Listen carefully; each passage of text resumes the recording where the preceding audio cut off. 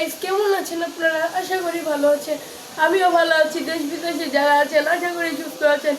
আমি মুস্তাফিজুর রহমান, আপনিকে কমেন্টে বলুন। তো গাইস, আজ আমার আম্মু বিরিয়ানি রান্না করবে।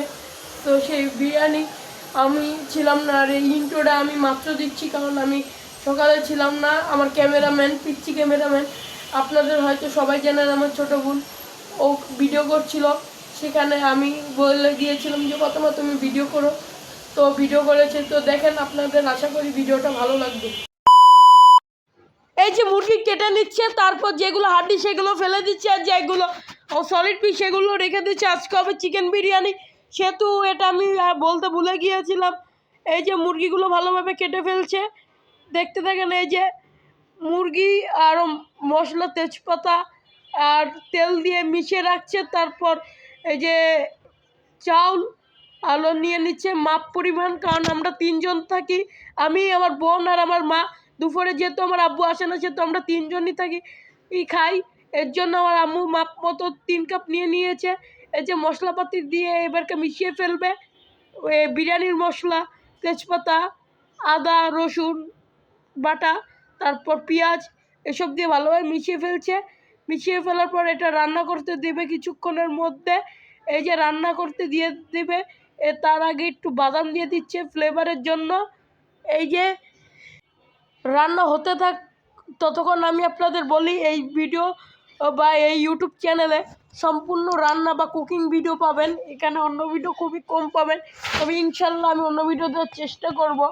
এই যে আমার আম্মু প্রথমে চাউলটা দিয়ে ওটার সাথে ভালোভাবে মিশিয়ে রাখছে, জন্য এটা সিদ্ধ হয় চাউলটা। তারপর পানি দিয়ে দিবে, পানি দিয়ে সিদ্ধ হওয়ার জন্য রেখে দিবে। রেখে দেওয়ার পর দমে দিবে হয়তো সামথিং। কিন্তু আমি কিছু কিছু জানি, আমি একবারই যাই না এমন না, বলতে পারে না, তবে আমি অরিজিনালি বিরিয়ানি কীভাবে বানাই সেটা আমি জানি। এই যে কাঁচামরিচ আর মটরশুঁটিও দিয়ে দিয়েছে ফ্লেভারের জন্য, কারণ বিরিয়ানি গন্ধতেই পেট ভরে যায়। বিরিয়ানি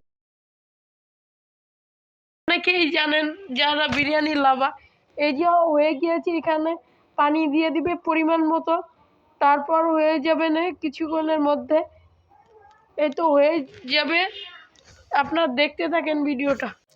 এই যে সব কিছু দিয়ে এখন ভালো মতো রান্না করার জন্য দিয়ে দিবে 30-40 মিনিটের মতো আজকে লাগবে।